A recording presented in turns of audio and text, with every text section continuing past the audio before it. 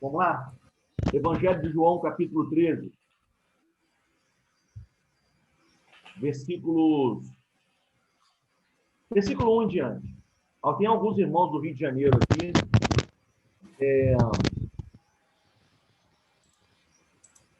A Lani, uma amiga da Raquel, e o Marquinhos, da igreja aqui no Rio. Abençoe vocês. Hoje de manhã eu falei um pouco sobre o que a gente vai falar agora, aqui na reunião da igreja no Rio de Janeiro. Evangelho de João, capítulo 13, versículos 1 em diante, está escrito assim: um pouco antes da festa da Páscoa, Jesus estava... sabendo que Jesus, que havia chegado o tempo em que deixaria este mundo e iria para o Pai, tendo amado os que estavam no mundo, amou até o fim. Estava sendo servido o jantar, e o diabo já havia induzido Judas Iscariotes, filho de Simão, a trair Jesus. Agora preste atenção nesse versículo. Jesus sabia que o Pai havia colocado todas as coisas debaixo do seu poder e que viera de Deus e estava voltando para Deus. Eu queria frisar com você que esse Cristo aqui do qual estamos falando não é o Cristo do batismo de João. Esse Cristo do qual estamos falando não é um menino que foi encontrado no templo aos 12 anos. Esse Cristo do qual estamos falando não é o Cristo da tentação do deserto, para quem o diabo dizia: se tu és filho de Deus, faz isso ou faz aquilo. Por que eu estou dizendo que não é? A manifestação humana de Jesus, o Cristo encarnado, o Deus homem, não nasceu sabendo. Se você está confuso, daqui a pouquinho, já te dei a dica antes de começar, prepara a pergunta para a gente depois. Ele não nasceu sabendo quem era e sabendo de todas as coisas. A Bíblia diz que ele aprendeu pelo sofrimento.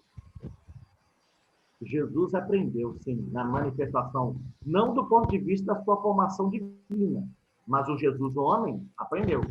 Aprendeu, se identificou e as circunstâncias o conduziram. Tem um sermão que eu estou preparando falando das coisas que Jesus aprendeu. Ele aprendeu muitas coisas. Esse Cristo do qual estamos falando já havia aprendido e discernido tudo. Já tinha absoluta segurança e conhecimento de todas as coisas, de quem ele era, do poder que estava sob o seu nome, da autoridade que tinha. Esse Cristo, agora no auge, no ápice do seu ministério, do seu serviço aos homens, tinha total plenitude daquilo que ia fazer. Estava muito pertinho da cruz, no momento em que ele iria dizer: tudo está consumado. Então, a gente pode dizer que, nesse momento aqui, Jesus podia dizer que quase tudo já estava consumado. Quase tudo já estava pronto. Ele sabia exatamente quem. Esse não era o Cristo para quem se podia dizer se tu és, porque agora ele sabia que era. Havia plena convicção e pleno poder, plena autoridade, plena visão. Ele sabia para onde ia, tinha tudo claro, perfeitamente claro. E do auge do seu poder, ele precisava fazer um fechamento do seu serviço aos discípulos. Ele precisava fazer um fechamento do seu ministério. Ele agora iria ter o seu último encontro reunido. Era a Páscoa. Daqui a pouco eles iam cear, gente. Essa história, né? Eu acho que esse era o último sermão. Era a última comunicação verbal. Eu fico pensando como era importante esse encontro, como era importante esse ensino desse Cristo poderoso, empoderado, esse Cristo pleno de todas as coisas. Ao invés de falar nesse último discurso, nesse último sermão, nessa última pregação, ele resolve fazer. Na última pregação, Jesus se falou. Vamos ler. Eu vou ler de novo o versículo 3. Jesus sabia que o Pai havia colocado todas as coisas debaixo do seu poder. Irmãos, tudo estava debaixo do poder de Jesus. Tudo. Ele tinha todo o poder no céu e na terra. Jesus já sabia disso. Que viera de Deus e que estava voltando para Deus. Agora veja o versículo 4. Assim, por causa disso, levantou-se da mesa, tirou a sua capa, colocou uma toalha em volta da cintura, depois disso derramou água numa bacia e começou a lavar os pés dos discípulos, enxugando-os com a toalha que estava à sua cintura. O último sermão, a última mensagem, a última pregação, Jesus resolve se calar e cumprir o serviço mais elevado, o serviço mais honroso, o serviço próprio do poder do reino do céu. Ele resolve lavar os pés dos discípulos.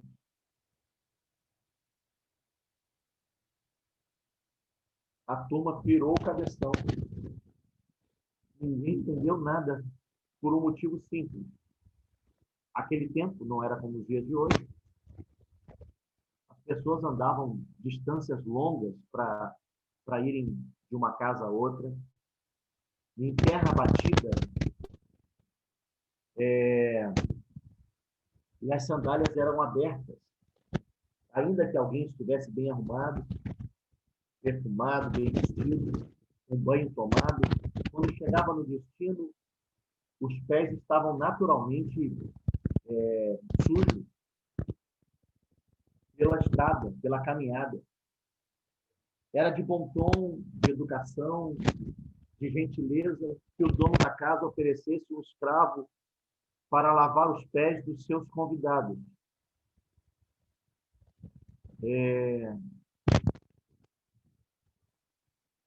Jesus estranhou uma vez quando ele foi à casa de um fariseu e o fariseu o recebe, mas não põe um escravo para lavar os seus pés.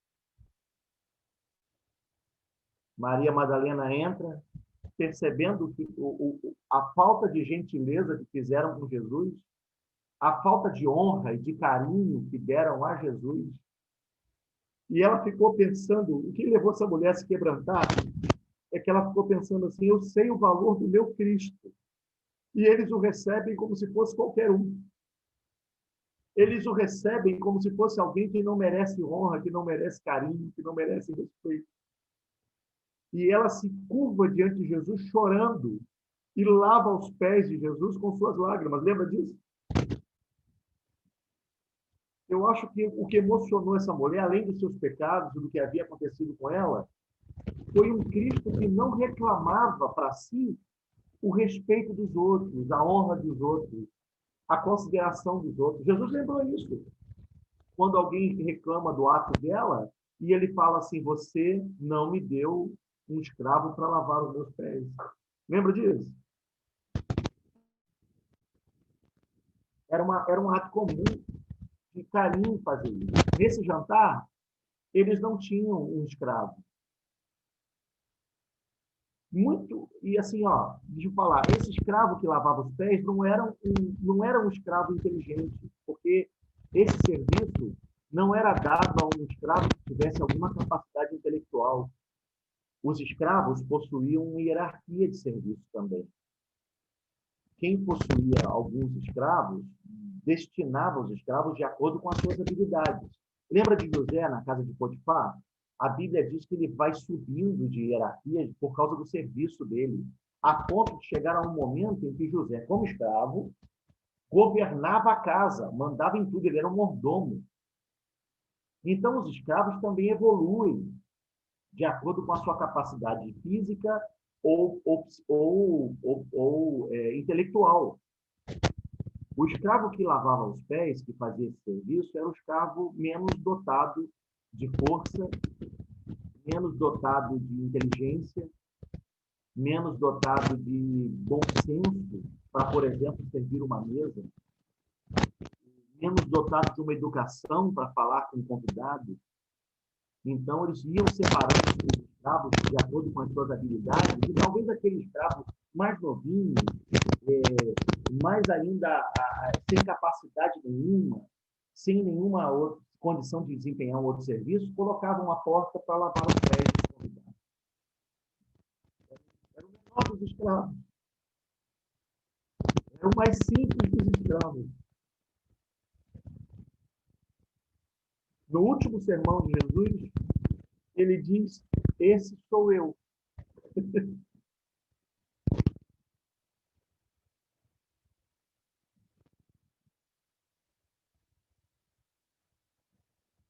Esse sou eu, e, consequentemente, como eu tenho chamado vocês para serem como eu sou, esses são vocês. E isso dava um pânico, porque eu queria te lembrar que os discípulos não haviam entendido o reino de Deus ainda. Todos eles esperavam um Cristo poderoso e vencedor. Você vê que o texto faz menção a Judas, traidor?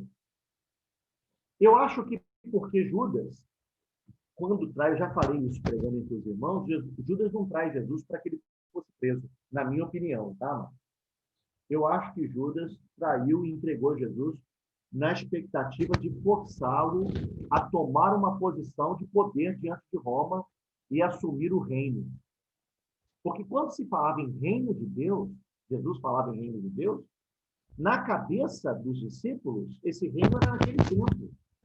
Jesus ia fazer uma grande revolução, ia acabar com o império de Roma e ia trazer paz sobre Jerusalém, e era o sonho dos judeus.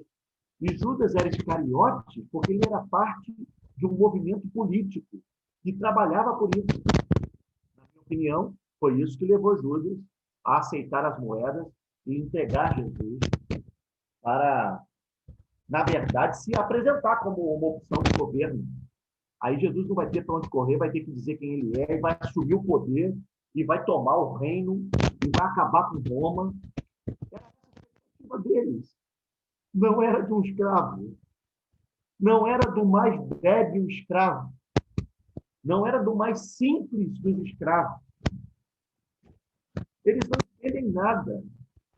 Aí, quando chega em Pedro, que era seguidor de um vencedor e não de um derrotado, preste atenção, que Pedro, que queria ir para qualquer batalha ao lado de um Cristo que vence as batalhas, mas não estava disposto a seguir e acompanhar um homem que se deixa agredir e bater. Ele chega em Pedro, que era o homem que estava disposto a reinar com Cristo, mas ainda não estava disposto a servir como Cristo. E Pedro diz: você não vai lavar os meus pés. Talvez como que dizendo: você não vai lavar os meus pés, eu também não vou lavar os pés dos outros. Você vai reinar sobre mim para me fazer rei sobre os outros. Você será o meu Senhor e me fará Senhor dos outros. Você vai vir a mim com o teu poder e com a tua autoridade. E é esse poder e essa autoridade que eu vou usar para me sentir maior e melhor que os meus irmãos. Eu vou dar caminho para eles com o teu poder, não com a tua humildade. Eu quero o teu poder, eu quero o teu status, eu quero o teu senhorio, eu quero o Cristo que ressuscita morto, que cura enfermo, que tem poder sobre demônios e doenças. Eu não quero Cristo servo. Pior que isso, o mais débil dos servos. Ele não havia entendido aonde estava o poder de Cristo. ele não havia compreendido o chamamento do Evangelho tanto quanto, amados, eu e você passamos anos inteiros sem entender esse poder, esse tesouro em vasos de barro. A gente não entende. A gente acha que o poder de Cristo empodera a gente para ser poderoso. E a gente acha que a gente tem um ministério pastoral para guiar pessoas, sendo o líder delas, sendo a direção para elas, sendo o exemplo de vitória, sendo o exemplo de prosperidade, sendo o exemplo de sabedoria, sendo o exemplo de romper, de vencer e de ser. A gente não entende que a vitória de Cristo, muitas vezes, aos olhos dos homens, parece derrota. E a vitória de Cristo está na humildade, está na simplicidade, está no deixar de ser, está em considerar cada irmão menor. O maior entre vós será o que vos serve. O modelo de Cristo, de uma pessoa de sucesso, irmão, está no outro lado da pirâmide. O modelo do reino de Deus, de uma pessoa bem-sucedida, é o avesso do mundo corporativo, é o avesso do mundo social. Ele está do outro lado da pirâmide, brother. As pessoas aplaudidas do nosso meio gospel, evangélico, não são as pessoas honradas do meio do reino de Deus. As pessoas verdadeiramente honradas no reino de Deus talvez sejam aquelas que a gente nem nota. Estão lá atrás, sem holofote, sem aplauso, sem reconhecimento, sem elogios, sem retórica bonita. Gente que não fala bem, gente que não toca bem, ou gente que não é apegada a essas coisas. O status, a cadeia de status do reino de Deus é contraposta. É outra jornada e é outra proposta. A resposta de Jesus a Pedro foi: se eu não lavar os teus pés, e se eu não te fizer lavador de pés, você não tem comunhão comigo. Porque a comunhão com Cristo é estabelecida no lavar dos pés. A gente se identifica com Cristo quando a gente discerne e alcança o status do escravo de lava-pés. A gente encontra o status, o alto posto do servo inútil. Daquele que, diante dos homens, não tem reconhecimento e não é. Aquele que tem disposição para renunciar suas habilidades que trazem para si aplausos em favor do outro. Vou transferir ao meu irmão, porque ele é maior do que eu. No meio do reino de Deus não existe disputa pelo primeiro lugar. Existe uma necessidade, um desejo de serviço mútuo, de mutualidade. A gente está sempre colocando os irmãos.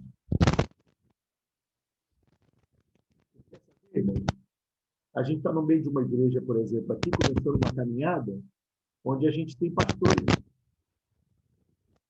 Pastores, homens que têm talento, que têm dom, mas que não estão fazendo questão nenhuma de colocar sua cara para ficar falando.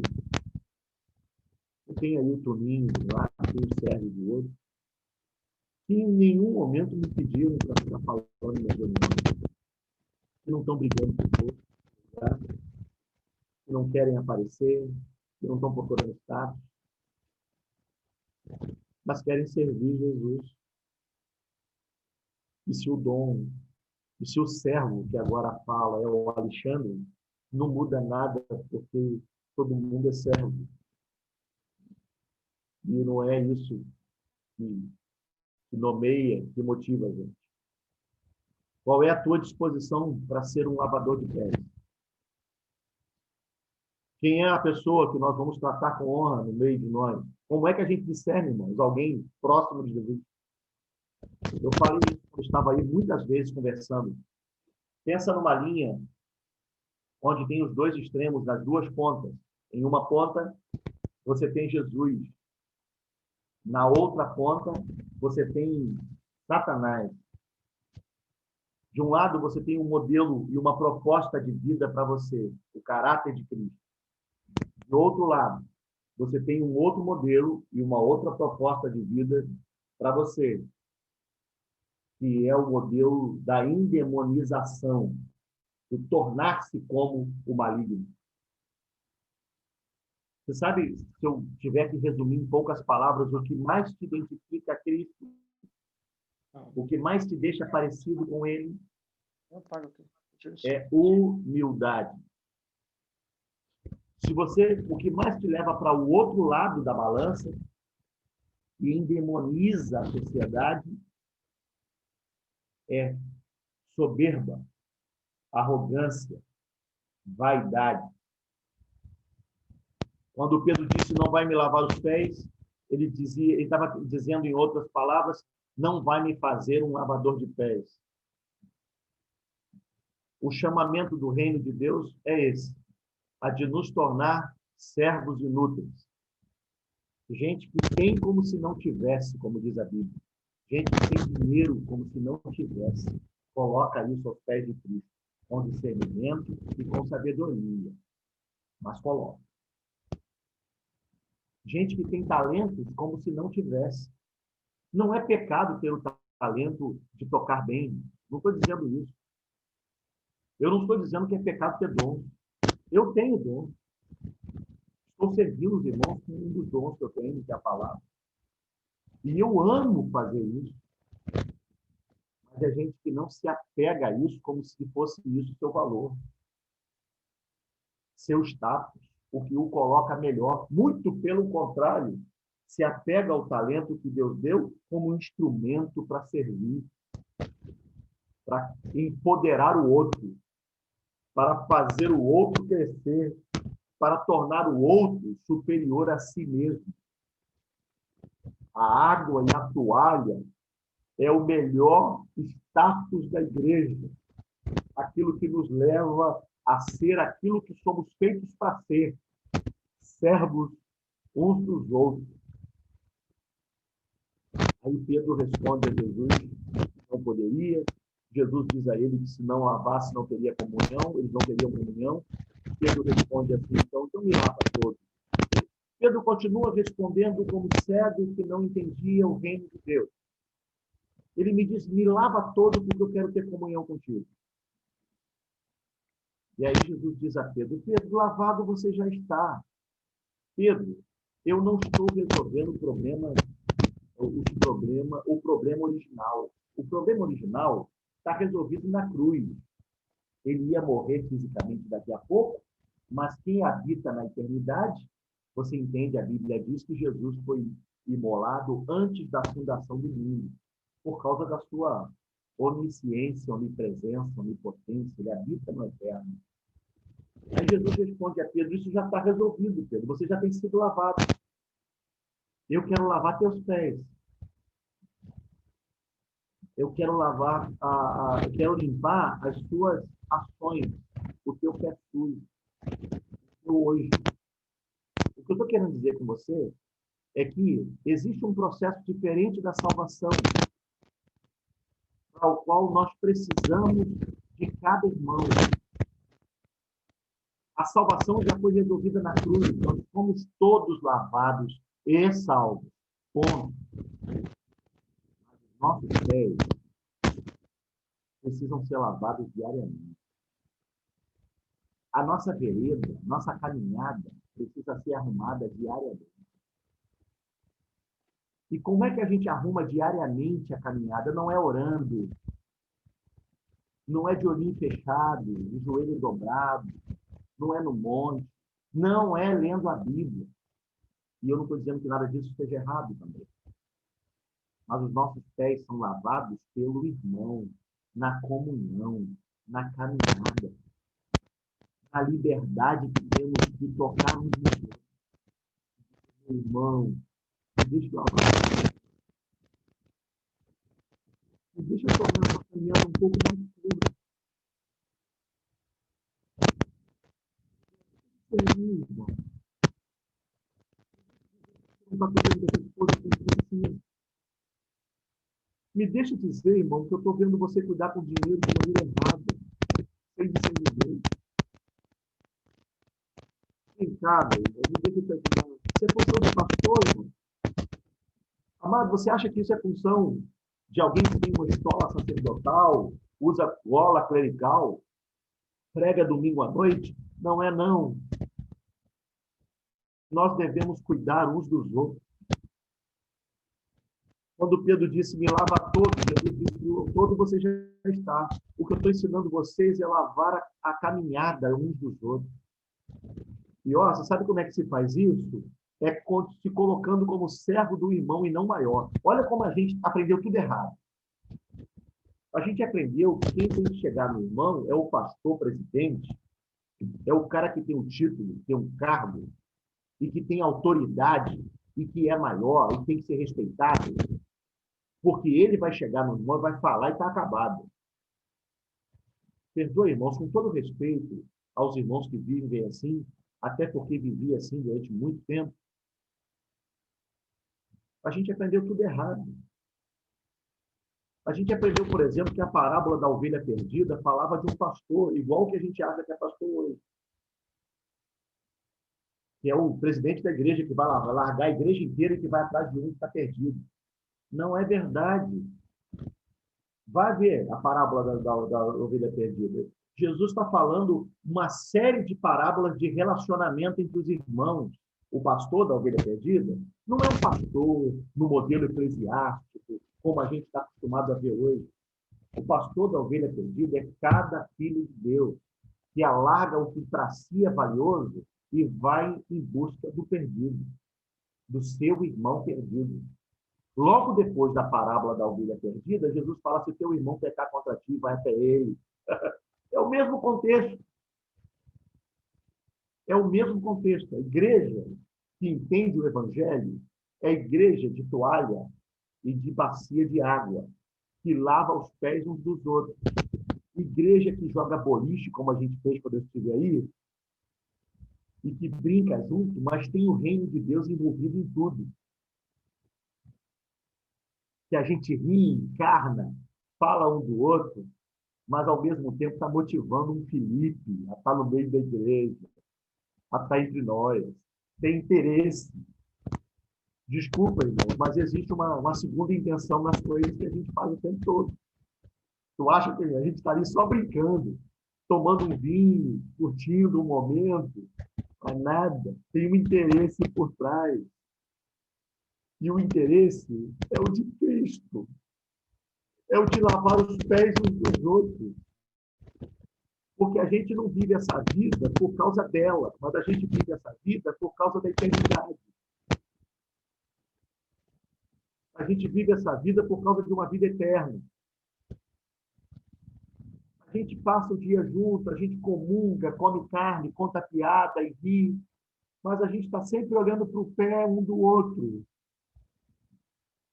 Vem cá, meu irmão, vamos arrumar isso na tua vida. Me deixa passar uma água nesse dedão que está sujo. Deixa cuidar de você. Não porque eu sou maior do que você, não porque sou eu que prego domingo à noite, não porque sou eu que tenho o cargo de pastor presidente, mas porque eu sou teu servo, porque eu sou um servo inútil. Minha função é te deixar mais limpo, minha função é te deixar mais preparado para Cristo. Me deixa lavar teus pés. O teu corpo, o meu Senhor já lavou. A tua mente, as tuas mãos, o meu Senhor já garantiu isso. Mas eu quero lavar teus pés, tuas práticas. Eu vou acabar, mano. Jesus termina dizendo: se você fizer assim, se vocês fizerem assim, vocês serão felizes. A felicidade está no outro. o serviço ao outro. A tua felicidade não está no teu dinheiro. Eu já descobri isso tem tanto tempo que eu estou de novo abrindo mão de tudo que eu tenho, que eu conquisto, para ir na direção dos meus irmãos. A felicidade está em dar a vida pelo outro, servirmos uns aos outros. É por isso que a gente está estabelecendo uma comunidade em Águas Claras, mas já está constituindo um instituto e com creche e com um monte de coisas que vão vir por aí, porque a felicidade está no outro.